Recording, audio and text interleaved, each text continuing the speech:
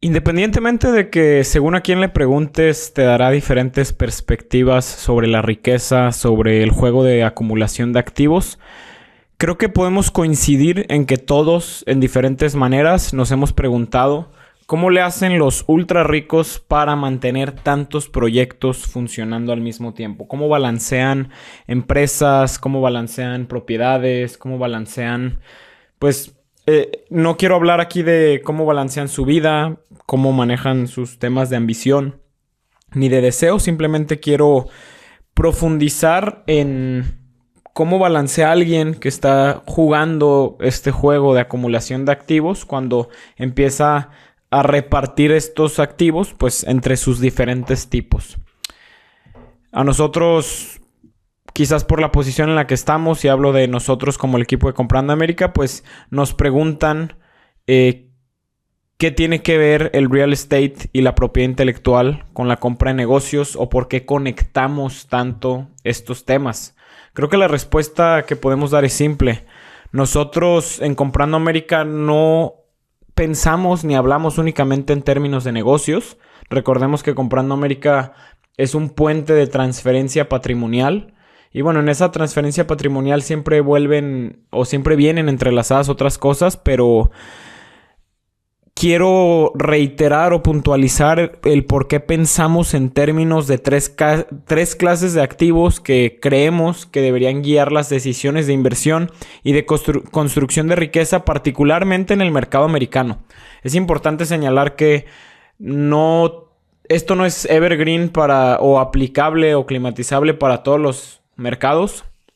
Hemos sido también muy puntuales en críticas a ciertas faltas de certezas legales que vemos en ciertos países o en otros escenarios. Entonces, después de años, y aquí hablo de los años de experiencia de mi socio Edmundo, haciendo negocios en Estados Unidos y viendo cómo otros empresarios construyen verdadero patrimonio, creo que, y aquí voy a citar a Edmundo, pues hemos llegado a entender que la libertad financiera real en el juego de Estados Unidos, pues no viene de un solo canal y viene de la diversificación inteligente entre estas tres categorías de activos que estoy por explicar.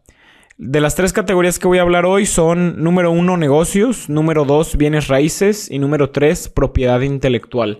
Que antes de entrar a la propiedad intelectual quería ser muy puntual en que estamos hablando de el entorno americano. Estamos hablando del mercado de Estados Unidos porque sabemos que en otros países latinos eso no sería tan replicable. Quizás la cuestión de los primeros dos activos, negocios y bienes raíces, completamente podríamos hablar de ellos, pero en este tercer caso, la propiedad intelectual, creo que tiene especial relevancia en el mercado americano. Pero bueno, estas tres clases de activos juntos creo que forman la base de la mayoría de estrategias financieras que hemos analizado, de esa gente que vemos que pues puede dormir más tranquila sabiendo que su patrimonio está protegido y creciendo y bien distribuido, ¿no? Porque también vemos gente con números muy buenos, pero no siempre la distribución es la correcta. De hecho, yo he sido muy puntual en mis escritos que publico cada semana, que pues una cosa es que sepas hacer dinero, otra cosa es que sepas cuidar dinero, y otra habilidad muy distinta es saber multiplicarlo. Por lo general es difícil ver a alguien que sea bueno en las tres. Yo creo que máximo he visto a alguien que sea muy bueno en dos de ellas. Y claro que dominando dos de estas facetas es suficiente, pero creo que debemos partir de la conciencia de eso.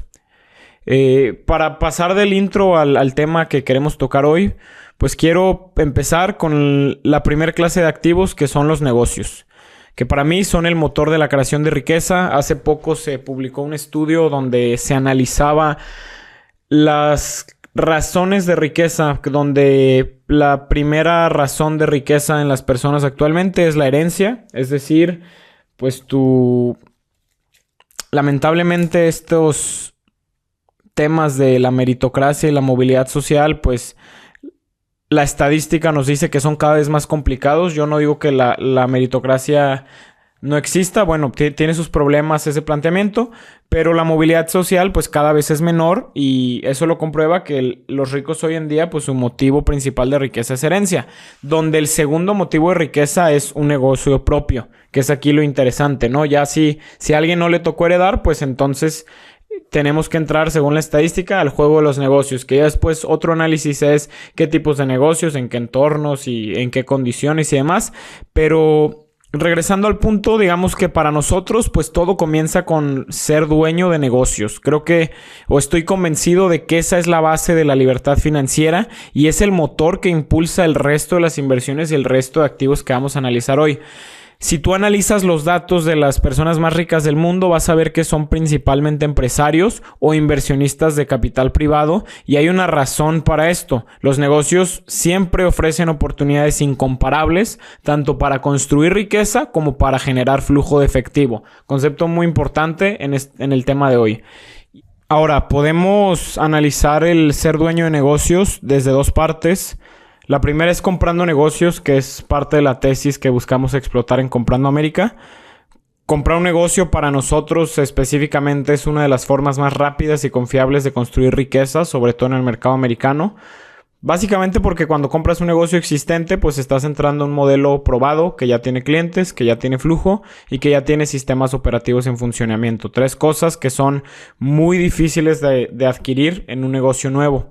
Y pues todo esto es una ventaja enorme porque nos permite o le permite al inversionista enfocarse en optimizar y escalar el negocio en lugar de comenzar desde cero. Estoy siendo un poco redundante, pero quiero ser muy claro.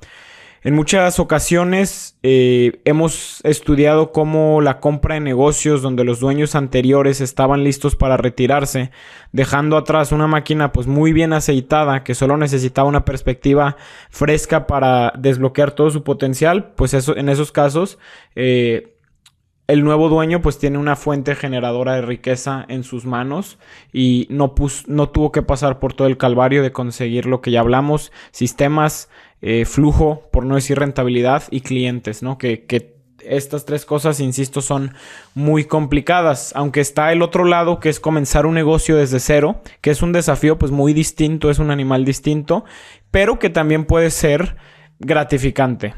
Yo creo que la clave para tener éxito a largo plazo con una startup, con un negocio nuevo, pues va a estar en identificar oportunidades donde tú como dueño puedas aportar algo único, que esa ventana en particular pues se ve cada vez más cerrada.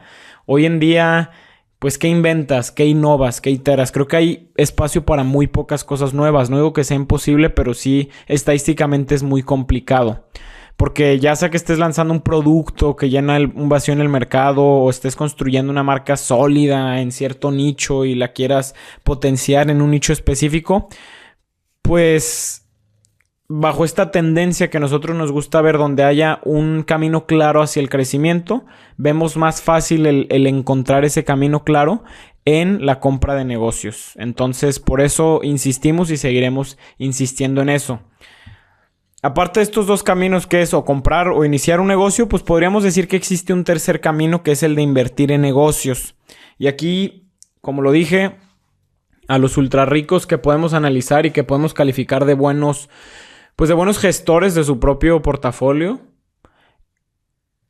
vemos que también invierten en negocios de otras personas, que a lo largo de los años van tomando posiciones, algunas veces minoritarias, algunas veces medianas, algunas veces más grandes, en decenas de empresas. Esto lo he visto, y no necesariamente esta compra de acciones minoritaria tiene que ser de empresas públicas. No estamos hablando del mercado público, sino a veces en empresas chicas y medianas. Yo creo que, sobre todo en mercados con tanta certeza jurídica como lo es Estados Unidos, el buen inversionista debe evaluar el respaldar a operadores talentosos de negocios que tienen la visión y la experiencia y sobre todo la capacidad para ejecutar sus ideas.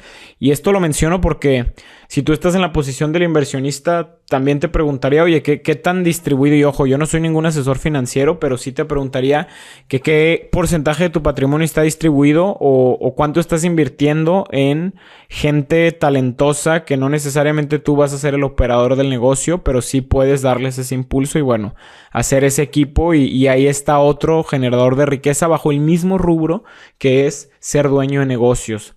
Creo que este enfoque le permite al inversionista pues diversificar el portafolio, beneficiarse de oportunidades que definitivamente no tendría ni el tiempo ni la capacidad para perseguir por su cuenta. También creo que hay un factor de que estás apoyando a empresarios y que este apoyo no siempre se trata solo de retornos, sino que también si estás en una posición de invertir, se trata de contribuir a la innovación y al crecimiento en industrias que te gusten, que te apasionen, que te llamen la atención. Es una forma más de involucrarte, ¿no? No tenemos que pensar solo en términos de dónde pongo mi tiempo y dónde pongo mi esfuerzo, ¿no? Sobre todo cuando ya tienes capital para dispersar. Entonces, pues ya sea comprando un negocio, construyéndolo o invirtiendo en uno, pues todos estos activos van contribuyendo al balance general o a la cartera que tengas. Y van creando flujo de efectivo a corto plazo y a largo plazo te empiezan a generar riqueza. Y por eso creo que los negocios son la piedra angular o el inicio de esta construcción de la libertad financiera. Y ahorita que toco el concepto de libertad financiera, que me parece muchas veces mal usado, pero interesante, hablemos de el acelerador de riqueza. Ya dijimos que los negocios son el creador de riqueza. Para mí, los bienes raíces son el acelerador de riqueza. Está la estadística que respalda eso. Yo tengo una tesis de que estamos pues en un ciclo hiperinflacionario en el mundo, en el que pues los bienes raíces son el activo predilecto que absorbe esa inflación. Y por inflación no me refiero a que el gansito en el Oxxo solo cuesta más, que esa es la inflación evidente y burda, muy fácil de ver y muy fácil de tocar. Pero me refiero a que tú busca en internet, no tomes mi palabra, ve y busca en internet el money supply, cuánto dinero hay disponible en el sistema, y vas a ver que pues cada vez hay más dinero en el sistema. Inflación en su sentido más crudo es más dinero persiguiendo la misma cantidad de bienes y servicios. Entonces, pues como ya tenemos la estadística que respalda que hay inflación y que yo por el ritmo en el que se viene imprimiendo dinero, yo digo que es hiperinflación, pues los bienes raíces se vuelven hasta una manera de una cobertura contra esta hiperinflación, pero pues son un activo que no solo es conservador, sino que es muy protectivo, porque como lo dije al inicio de este enunciado, son el activo que de manera predilecta absorbe esa inflación. Los bienes raíces pues han sido conocidos durante décadas como la forma principal de construir riqueza. Esto no es un secreto para nadie. Desde que el Congreso en Estados Unidos, por ejemplo, estableció los fondos de inversión inmobiliaria, los famosos REITs, en los años 60, para dar a los inversionistas acceso a propiedades, generadores de ingreso, y pues hay una buena razón para esto, ¿no? Los bienes raíces proporcionan algo que los negocios y la propiedad intelectual, que es el tercer activo que vamos a tocar, simplemente no te ofrecen, que es esa tangibilidad, que sea pues algo físico y que son inherentemente valiosos, que pues a pesar de que hay construcciones verticales, la tierra se va a acabar y hay un número limitado de casas que se puede hacer y bueno, no es un secreto que la vivienda pues siempre se va a necesitar, por más que avance la inteligencia artificial. Es un modelo que, a menos que un día capture nuestra conciencia y la pongan en código, pues va a ser muy difícil, o estamos creo que a muchas décadas, si no es que siglos, de poder decir que no van a ser necesarios, ¿no? Yéndome al escenario más exagerado. Y creo que los inversionistas por lo general recurren a los bienes raíces como una forma de amplificar y de estabilizar su riqueza, que creo que es el approach correcto. Porque una vez que sus negocios les empiezan a generar flujo de efectivo consistente, brincan a los bienes raíces no con el afán de reemplazar el enfoque que tienen los negocios, pero para complementarlo. Es interesante aquí, no se vuelve un reemplazo, y por eso insistía en el inicio que pues el buen inversionista está brincando entre estas tres clases de activos. Yo personalmente no sería o no soy en bienes raíces el inversionista que se la pasaría el fin de semana renovando casas o martillando para remodelar sus propiedades. Y creo que más bien el enfoque debe estar en comprar negocios, poner todo lo que se tiene para hacerlos crecer y ya después de manera más pasiva pasar a los bienes raíces, porque también pues en cada una de estas clases de activos hay approaches mucho más activos o mucho más pasivos, que esa es otra parte de la individualización en el análisis y en la implementación de esta información. Yo creo que yo por eso decía personalmente, yo le dedicaría más tiempo a crecer los negocios, porque el potencial crecimiento en los negocios es mucho mayor que el de los bienes raíces. Ojo, estoy hablando de crecimiento potencial. Otra cosa es que en muchos portafolios que hemos llegado a analizar, vemos un mejor desempeño o el dinero trabaja más rápido cuando está absorbiendo la inflación ese ritmo, pero potencialmente y sobre todo cuando hablamos de negocios que ya sea que lo construiste o que lo compraste, pues por lo menos en los primeros años vas a tener más potencial de retorno en los negocios. Y por eso yo dejaría mi atención ahí, pero no es un consejo, es lo que yo pensaría en mi approach. Y aquí te dejo a ti pues con el análisis de qué harías tú. En bienes raíces existe el tema de, o para mí, están estas 3 maneras de abordarlo en Estados Unidos. Insisto que estamos hablando del mercado americano. Están pues las rentas a corto plazo, que son muy accesibles, son muy gratificantes en muchos mercados, especialmente con plataformas como Airbnb, que hacen más fácil que nunca convertir una propiedad en un activo de altos ingresos, elevar el cap rate que tenemos. Recuerdo hace poco que platicaba con una persona que nos comentó de una cabaña en las montañas de Colorado que compró hace 3 años y que pensaba, lo que él pensaba que iba a ser un proyecto de fin de semana y algo que iba a tener ahí estacionado, al ponerlo en Airbnb se convirtió en una de sus inversiones más rentables. De hecho, de todo su portafolio de propiedades es el que trae el cap rate más alto. Y bueno, le genera pues ingresos por estar en este rubro de la corta estancia, le genera ingresos que superan por mucho a lo que sería un alquiler tradicional o de larga duración. En Estados Unidos creo que también siempre debemos analizar, no todos, algunos deben analizar el desarrollo desde cero. Deben explorarlo por lo menos, el tema de construir propiedades desde cero, que sí involucra mucho más riesgo, mucho más complejidad, pero puede ser muy lucrativo si entiendes y conoces el mercado y si manejas la cuestión de costos de manera efectiva, que la cuestión de costos, sobre todo en Estados Unidos, va muy adherida a la cuestión del equipo que te ayuda. Yo, y aquí puedo mencionar un par de personas que conozco que les ha ido bien construyendo en Estados Unidos, pues hicieron el trabajo de irse a desarrollar un equipo y de estar muy de cerca de él. No pretenden en su oficina en Puebla estar evaluando cómo construyen casas en Kansas al mismo tiempo que él está atendiendo su propio negocio, ¿no? Ahí hay que tener un poquito de, ¿qué diría yo? Pues congruencia en ese ejercicio.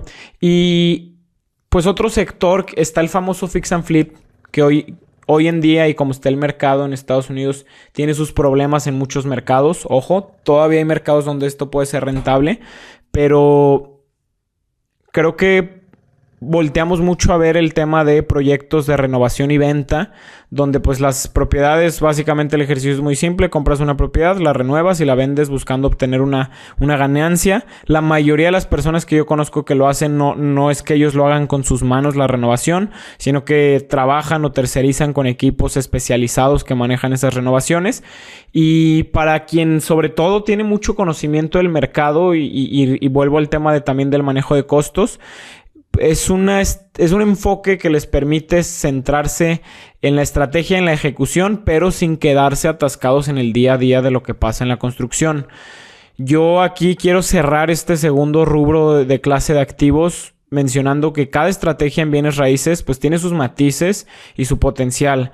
Y aunque no es la idea de hoy profundizar en cada uno, pues creo que todos buscan cumplir un mismo propósito y es con lo que quiero cerrar, que es que el propósito que uno debe buscar en bienes raíces es convertir ingresos activos en, que estamos hablando de los ingresos de negocios, en riqueza estable a largo plazo. Creo que independientemente de cómo lo quieras pintar, en bienes raíces estás buscando eso. La riqueza estable a largo plazo y coincido con que es un área que tenemos que voltear a ver.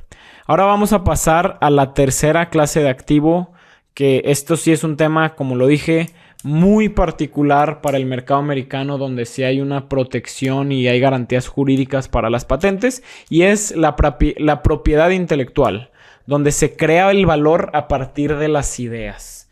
Y vivimos en un mundo repleto de ideas, donde incluso yo digo mucho que las ideas cada vez valen menos, Por lo menos cuando son ideas de estás en la carne asada con tu compadre y él te da consejos de cómo mejorar tu negocio y tú le das consejos a él de cómo mejorar su negocio, porque pues al estar como externos no tienen esta ceguera de taller y no están tan inmersos en la operación como para no poder ver ciertas cosas. Pero bueno, a lo mejor tu compadre sabe de negocios y te dio buenos consejos y tú a su vez también sabes de negocios y le diste buenos consejos, pero esas ideas no valen nada. Lo que vale es la capacidad que tenga el uno o el otro de ejecutarlas. Ahora, a pesar de que yo coincido en esto, no podemos ignorar esta tercera clase de activos, que es la propiedad intelectual, el famoso IP, y esta muchas veces, y por eso le hago un intro tan largo, sorprende a la gente cuando la platicamos.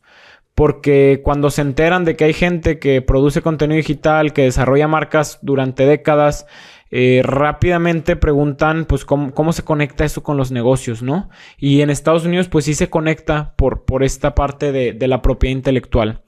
La propiedad intelectual, pues como lo comento, es un activo, es igual que un negocio, una propiedad, pero en lugar de ser tangible está completamente basado en las ideas.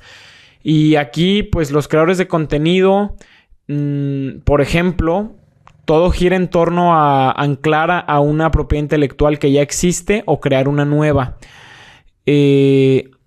Por ejemplo, puedes buscar propiedad intelectual con potencial, ya sea un concepto, una marca, una idea, una franquicia, y luego empiezas a traer gente al equipo correcto, puedes hacer levantamiento de capital y luego supervisas la comercialización de esa misma propiedad intelectual, que creo que ahí es donde está la diferencia en dos puntos. Primero, en la certeza jurídica que tienes sobre tu propiedad intelectual, y segundo, el cómo si hay un mercado secundario que te absorbe esa propiedad intelectual a la hora de comercializarlo.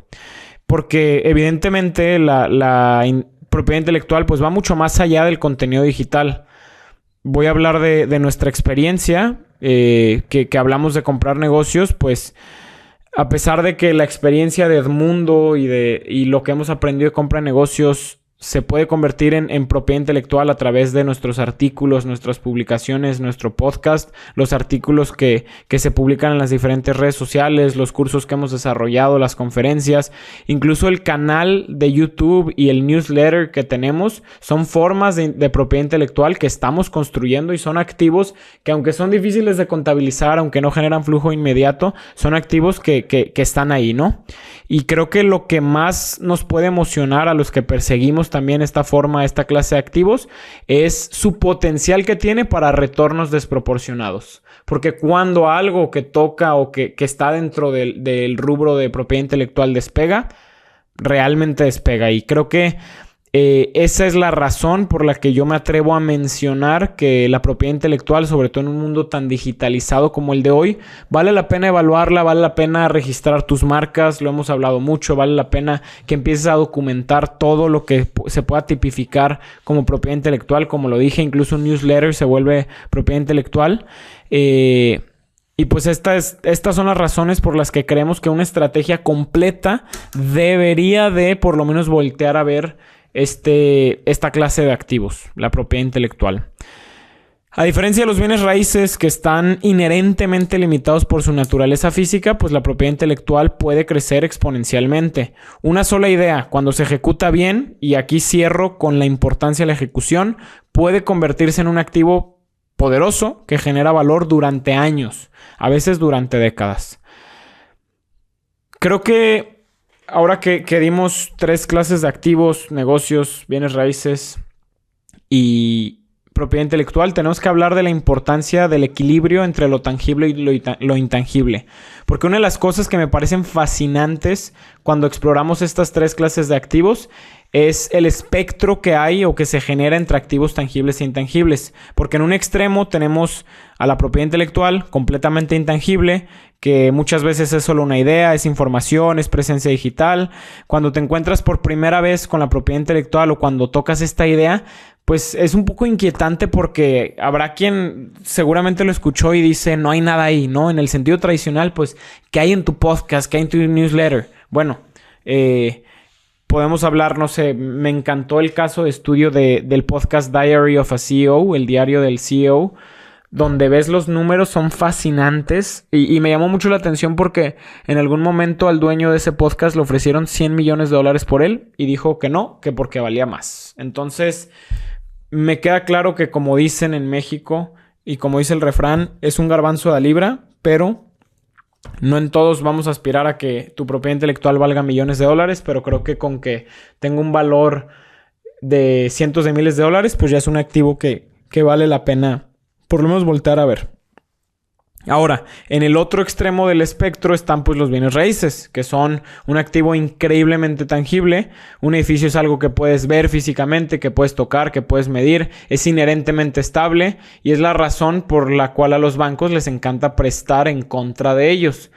Mientras que los negocios pues se sitúan en medio, mezclando elementos tanto tangibles como intangibles. Una empresa puede tener maquinaria, inventario, bienes raíces, activos tangibles que proporcionan colateral y que le dan estabilidad al negocio, pero al mismo tiempo el negocio va a necesitar jugar en el otro lado del espectro y creo que a veces la verdad, o en negocios cada vez más digitales, pues la verdadera magia está en los aspectos intangibles, que son las personas, los procesos, los sistemas, las relaciones con clientes y la propiedad intelectual, las marcas, los manuales, los catálogos. Todo esto es lo que hace funcionar el negocio. Es muy curioso porque aquí es donde creo que te estoy obligando a abrirte al espectro de lo intangible, porque creo que coincidirás conmigo que a pesar de que un negocio y sus activos valen mucho y un contador dirá que él prefiere 1000 veces voltear a ver todos los activos fijos, creo que lo que realmente le da valor y vuelve a un negocio bueno o malo es todo lo intangible,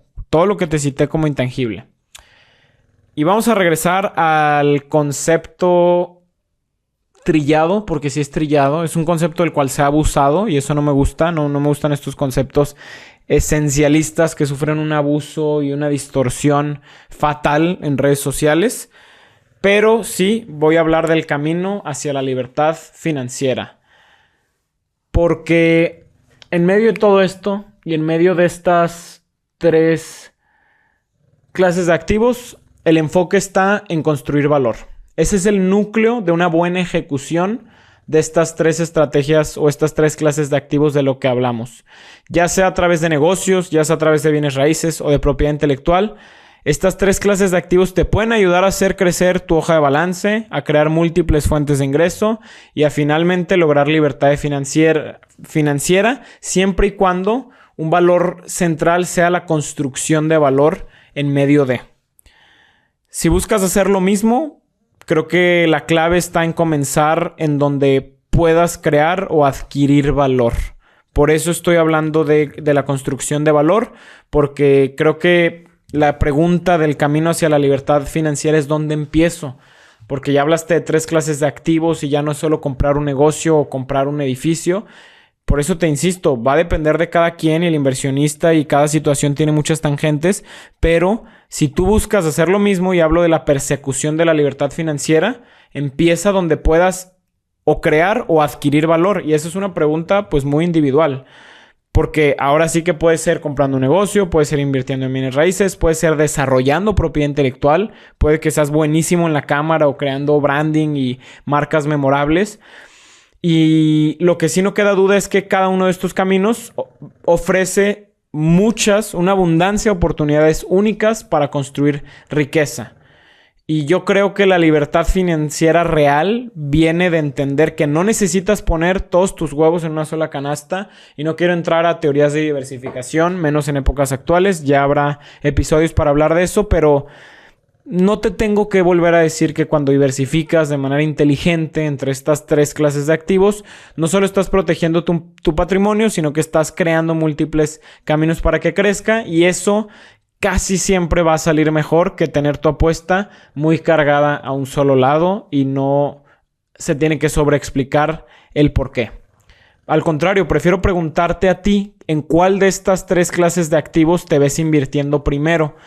Me gustaría también que me cuentes en los comentarios si ya tienes experiencia en alguna de ellas o si sientes que necesitas comenzar desde cero. Claro que si hay algo en lo que te podamos ayudar desde Comprando América, estaremos encantados de hacerlos. Y quiero cerrar el episodio recordándote algo que seguramente ya sabes, porque estoy seguro que sabes que la riqueza real se construye en el balance. se construye a través del tiempo, no se construye en un estado de resultados, sino que se construye generando valor real allá afuera. Y creo que la forma más efectiva de construir ese balance es a través de la propiedad estratégica de activos que no solo generan flujo de efectivo, sino que se aprecian con el tiempo. La pregunta no es si deberías diversificar, sino cuándo y cómo hacerlo de manera que complemente tu situación actual, tus necesidades y te acerque a esa libertad financiera que todos estamos buscando. Y es lo que estamos haciendo en Comprando América, ayudando a empresarios latinos a hacer una planeación real y estratégica de cuándo y cómo diversificar hacia el mercado americano, cómo completar esta transferencia patrimonial. Por eso, si quieres y te hace sentido algo de lo que platicamos el día de hoy, te invito a mandarnos un mensaje, a agendar una llamada, ya sea conmigo o con Edmundo, para platicar más a detalle, y si te podemos ayudar en algo, estaremos encantados de hacerlo. Hoy en día ya tenemos una comunidad exclusiva, un grupo empresarial de inversiones y adquisiciones estratégicas en el que estamos buscando crear oportunidades hacia nuestros países. Claro que partimos de un principio de hacer una diversificación correcta, de hacer una oportuna gestión y posterior multiplicación de la riqueza. Estamos buscando que esto sea negocio para todos, pero a su vez también estamos buscando generar oportunidades hacia nuestros países desde Estados Unidos. Porque nos guste o no el país y con las imperfecciones que tiene, que no vamos a esconder ni negar, sigue siendo un mercado muy fértil con muchas oportunidades para la preservación y para la multiplicación de la riqueza. Por eso te invitamos a seguirnos escuchando y acercarte a alguno de nuestros eventos, alguna llamada si algo de esto te resuena. Seguimos Comprando América.